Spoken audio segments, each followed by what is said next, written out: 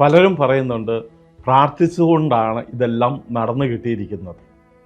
അതേപോലെ തന്നെ ഒരുപക്ഷെ നിങ്ങൾ കേട്ടിട്ടുണ്ടാകും എത്ര പ്രാർത്ഥിച്ചിട്ടും ഒരു ഫലവും കിട്ടുന്നില്ല എന്നതും ഒരുപക്ഷെ നിങ്ങൾ കേട്ടിട്ടുണ്ടാകും. എന്താണ് ഇതിൻ്റെ യാഥാർത്ഥ്യം? ഒന്നാമത്തേത്, പ്രാർത്ഥിച്ചതുകൊണ്ടാണ് ഇതെല്ലാം നടക്കുന്നത് എന്ന് വിശ്വസിക്കുമ്പോൾ അവിടെ സത്യത്തിൽ നടക്കുന്നത് ഒരു മാനിഫെസ്റ്റേഷൻ തന്നെയാണ്.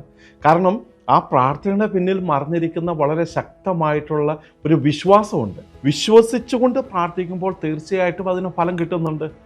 അതേസമയം ഒരു സാധാരണ രീതിയിലുള്ള ഒരു സംസ്കാരത്തിൻ്റെ ഭാഗമായിട്ട് പ്രാർത്ഥനയെ ഉൾപ്പെടുത്തി കഴിഞ്ഞാൽ തീർച്ചയായിട്ടും ഫലം കിട്ടുന്നതിൽ പ്രശ്നമുണ്ട്. കാരണം എന്താണ്? അവിടെ വിശ്വാസം വരുന്നില്ല. അപ്പോൾ അവിടെ ഏറ്റവും പ്രധാനപ്പെട്ട ഘടകം ഏതാണ്? ഒന്നാമതായിട്ടുള്ളത് ബിലീഫ് സിസ്റ്റം തന്നെയാണ്.